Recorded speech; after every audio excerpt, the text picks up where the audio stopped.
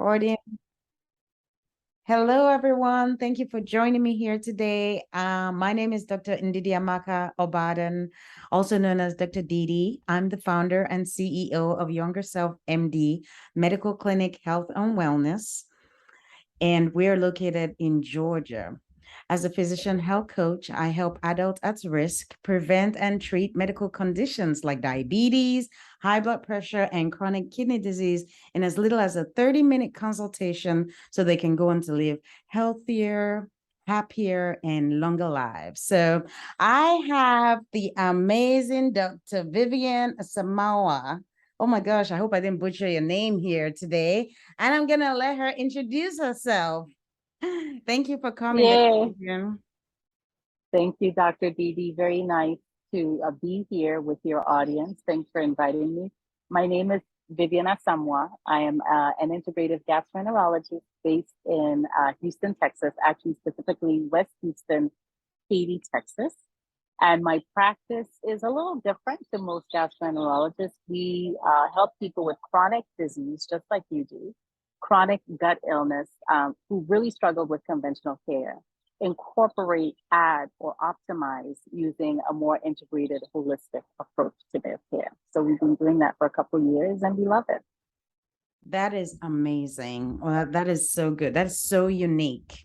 Tell me, why did you go into this field of medicine? Like, share with us your story about how you got to where you are today.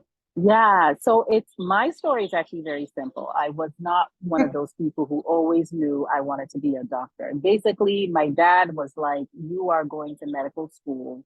And I was like, "Really?" And he was like, "Yes." And because I was interested in so many things, it was difficult for me to pick one thing. And so I got into medical school at the University of Geneva. So interestingly, I had to study medicine in French, which was Oh, a second language for me, but we wow. did it. And I'm forever grateful and indebted to him because I think he probably saw a physician in me that I never saw for myself. So that's how I ended up going to medical school and becoming a physician. Wow, that's amazing. I cannot even imagine studying medical school in French. That is exciting. So now, that is, oh my goodness, I'm mind blown. I'm blown away.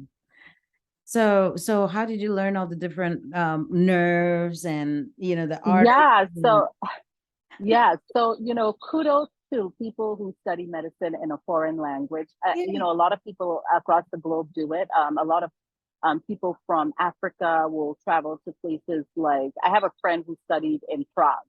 So she Wow. had to study in their language. I have another friend who studied in Russia and had to learn Russian. So kudos to people who do study medicine in a different language. I think what we all end up doing is you read the books in English first, Okay. and then we reread it in French Oh man. in your language. Yeah. So I feel like Yes. I had to do it twice You had to every do it time. twice, and that means that you know it I had to do it well. You know it twice. a lot Yes. more. That's Yes. what make you Yeah. become Yeah. more of an expert. But why did you settle down to on GI on gastroenterology? Why I gastroenterology? Yeah. So Dr. Didi, this is gonna sound really boring, but again, Yeah, yeah. gastroenterology picked me. So Oh, what happened?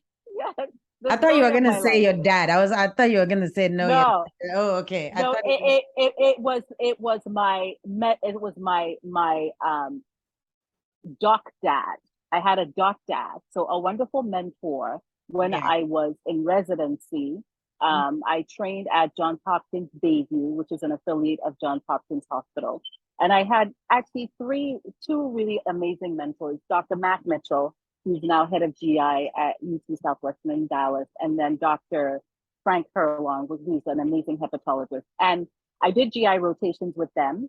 And they were like, in second year, you should start applying if you want to do a fellowship, you Mm-hmm. have to start applying.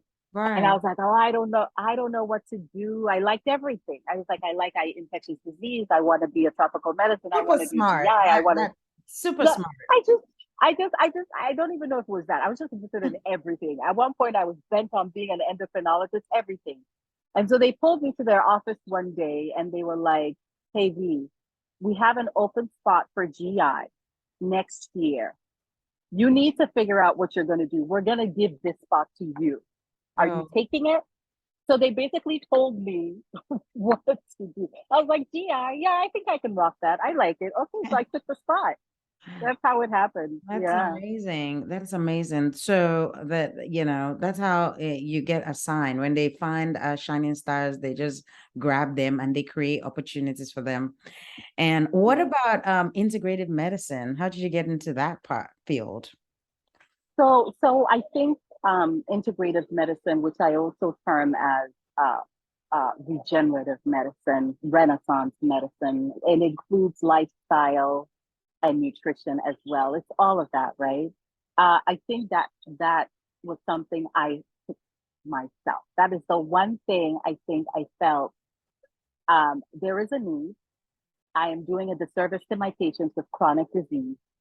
I am not helping. I am just prescribing. This has to stop. Like, I need to be able to offer more as a healer in my field than just writing prescriptions.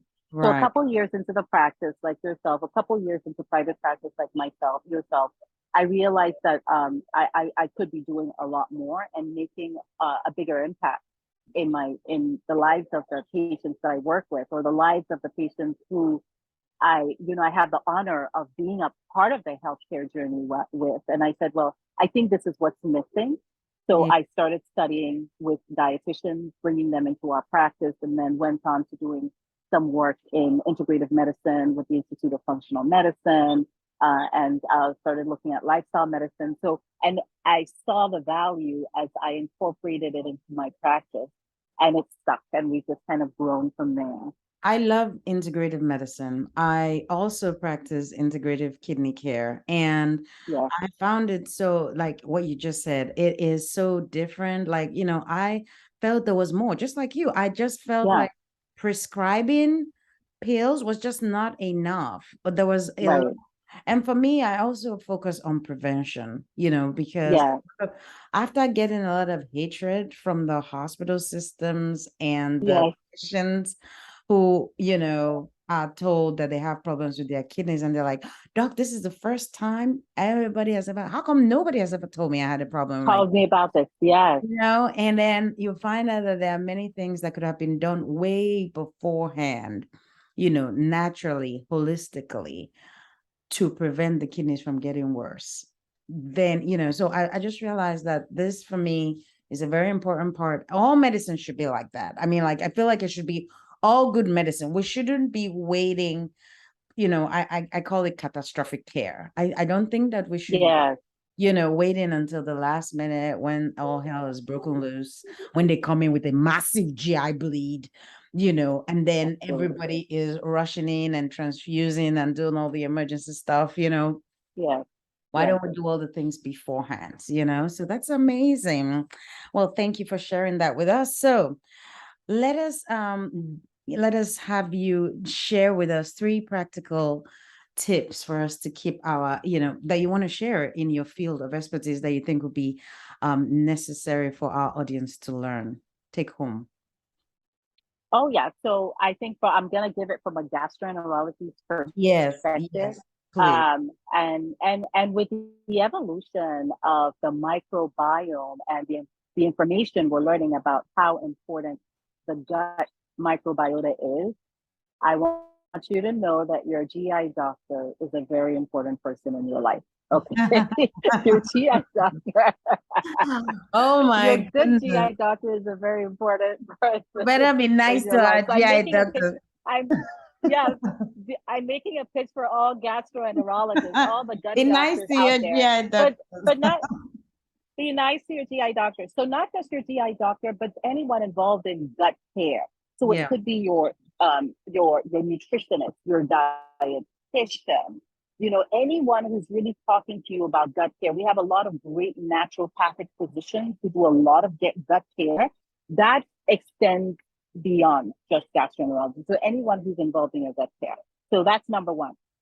Find someone, a provider, no matter what field they're in, who's talking to you about nutrition, because you are what you eat. And Correct. what you're putting into your body could affect other things that you develop, right? What you're putting into your body can create disease. So you want to really find and connect with that provider who is just like Dr. Didi is, talking to you about nutrition, talking to you about prevention, talking to you about how to reverse disease. So that's number one. And then number two, I would say a big tip would be ask questions, ask why. Don't always, and this is for any practitioner you meet or anything you read on a blog on social media, or somebody says, oh, do you know that this doctor said this about this? Dig in. Don't read just what is on the superficial layer, right? Don't read just the, what do you call it, the sound bites. Dig in. There's so much you can learn on your own right now with That's very important. internet and Google. Yes. Yeah. So do the research, challenge your physicians, right? Don't challenge them with, oh, my cousin's sister from another mother said this. No, challenge them, because they will never listen to that. Challenge them with, hey, doc, I read this information from this site. How do you think it applies to me? Can we do something about this? Can it help me, right? So that's number two, do the research, educate yourself, ask questions, and then the last thing I will say is, as a tip, don't forget the small things, the very basic things that can impact your life, right? So some people are like, oh, give me this prescription. Let me go do this. Let me go do this. But simple, basic things that can impact your life, stress and sleep. Those are basic. We often forget how important those things are, right? So know that that is part of your overall care. That is part of your overall wellness, just as much as taking this medication or, eating only gluten-free. What's the point of having a very strict gluten-free diet and clean and this, that, vegan? You can be vegan, right? But if you don't sleep well, and if you don't control your stress, it still has a negative impact. Yeah, right? that's when you start coming down with irritable bowel syndrome, isn't it? Exactly. Yeah, when you have stress induced, and then yeah. So it's kind of, I think I'll come full circle and say everything kind of in moderation, right? It's a balance of, take care of this part, the stress and the sleep, take care of the food, the nutrition, educate yourself so you're aware of how they all connect and affect each other. Those would be my 3 tips that I try to apply for myself. So same thing I'm going to tell my patients. Right? Yes. Oh, well, those are great tips. Thank you so much for sharing. And you mentioned earlier about keeping the gut microbiome healthy. So what are ways that we can do that? So I think that it is eating a diversified plate, lots of fruits and vegetables. Okay. Lots of fruits and vegetables. And also making sure that you're eating healthy fermented foods, right? So we talk about fermented kimchi and sauerkraut. Oh, I love kimchi. Yeah, so do I. So lots of healthy fermented foods, kimchi, sauerkraut, yogurt, kefir. That's really important. Lots of plants, lots of vegetables, so a plant-based diet. And the recommendation really now is to have a serving, at least 1 to 2 servings of fruit and vegetable at every meal, every single meal. Wow. 1 to 2 serving, yes. Fruit so for example, at and vegetables. So for example, at breakfast, you would have, maybe an omelet with spinach and mushrooms, right? And then have some berries for breakfast. And that is so important because at the end of the day, when you do your fiber counts, you will get to your fiber goal. But if we don't intentionally incorporate fruits and vegetables into our diet, we don't get the fiber, and that's what really messes up that microbiome, right? So that part is really about fiber. The second part is about fermentation and fermented foods, which enriches the gut microbiome. And the third thing about gut microbiome would be the avoidance. What are the things that can actually hurt your microbiome? And so it's going to be sugar, all forms of processed sugar. And the second big thing is medications like antibiotics and NSAIDs, Yeah, like as you as a kidney specialist. Yeah. Those are things that yeah. can actually hurt your microbiome. Yeah. Oh wow, yeah, those are great tips. You know, and I was gonna ask, does it really matter? So personally, I like vegetables, but I like my vegetables cooked. And so, but tend to, is it better for the gut microbiome if the vegetables are cooked or if they are raw, or it doesn't really matter at all? That is a brilliant question, Dr. Didi. And I had asked myself the same question. And then I got the facts. I went and did the research and I attended a conference by a physician in Canada. And I'll share her name if I can remember. But she looked at the microbiome. They actually collected, juices from the small bowel and the large bowel, right? The stool. And they Mhm. analyzed in people who ate just a pure raw food diet with raw veggies versus Yeah. people who ate just regular cooked food. And what she concluded is that you don't need to eat the raw. You don't. Actually, over centuries, the human being's gut has learned to adapt to cooked food and Okay. actually we actually digest cooked foods and absorbs the nutrients from cooked foods much better Wow. than raw foods. And Really? she concluded that our microbiome shifts a lot. The kinds of bacteria that they had in their gut when they were eating raw grass or whatever they were eating, right? Yeah. They they probably had a totally different kind of microbiota. We have lost some of the species that used to be able to handle that kind of digestion. And Hmm. now the species that we have on average do much better with cooked food. So cook your foods and avoid infection because with some raw stuff, there's risk of infection too, right? That is exactly the reason I asked this question because, Yeah, you know, a yeah, lot of the time we talk about how fresh is better, you know, but in the context, most times we're talking about when you compare canned foods versus cooked yes, foods, you know. So in yes, that, yes, I always have to make it clear, but sometimes you can get confused about whether, because I've heard this from other GI doctors about yeah. fresh vegetables, but it's good that you've been able to throw this light on us to let us know that it's better for us to actually cook them because of the added benefit of getting rid of any potential infection that may Questions, be yes. there. Yeah, yeah, And our gut is better able to absorb it. The gut yeah. today in this century is better able to It absorb is it. better Yeah, able to. yeah, Wow, thank you. That's yeah. amazing. That's like liquid gold right there for all our audience. Did you just hear that from our Yay. GI GI expert? Okay, well, thank you so much. This has been power packed. Um, One, can you share with us something interesting that made you feel empowered recently? Is one of the questions I always Um, ask my guests.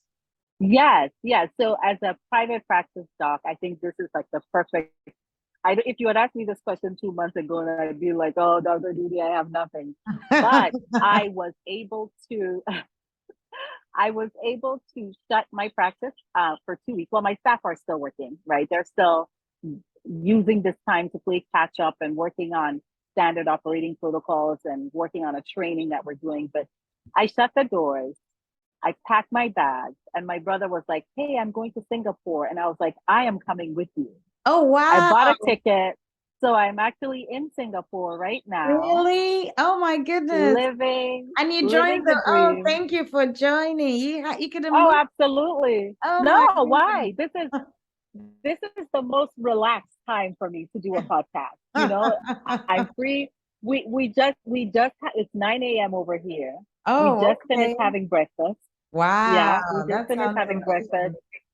And we are planning our tour around Chinatown today, and Oh, just visiting Singapore. So it has been nice. It has been very empowering as a private practice owner to be able to shut the doors and say, you know what, I need a break. I need to come back refreshed.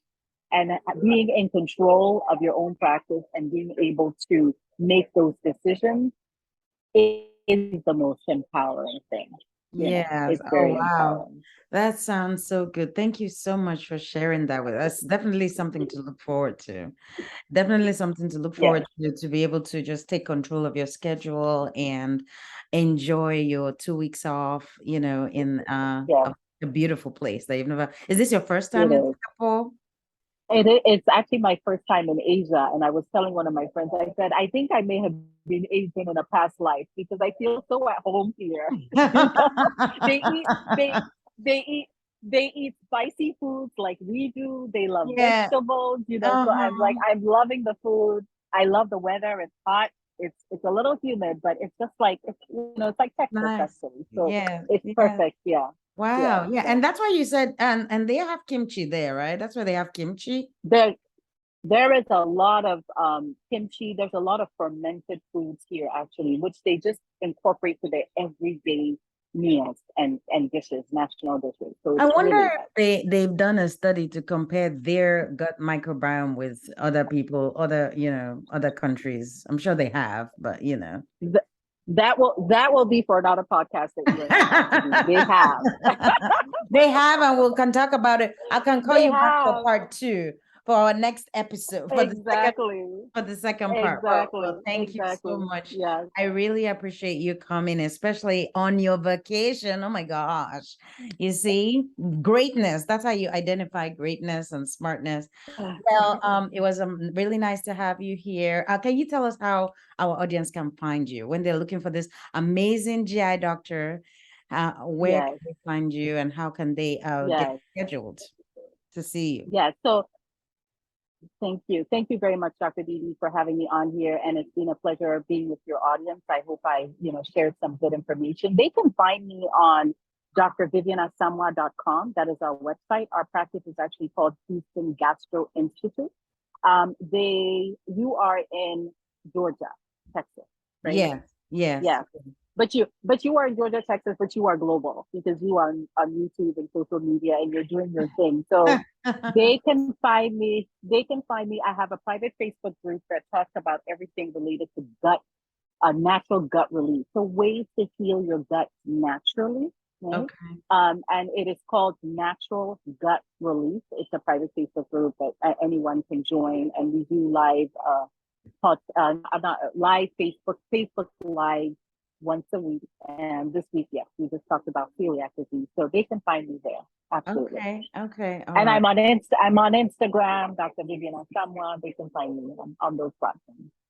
That's good. So please, I will also put all the links in the bio so that you can go ahead and schedule an appointment with Dr. Vivian in Texas. And so it was great. This was a lovely session. We, Younger Self MD, are currently accepting new patients, and you can call us at 445664623, and you can find us on youngerselfmd.com.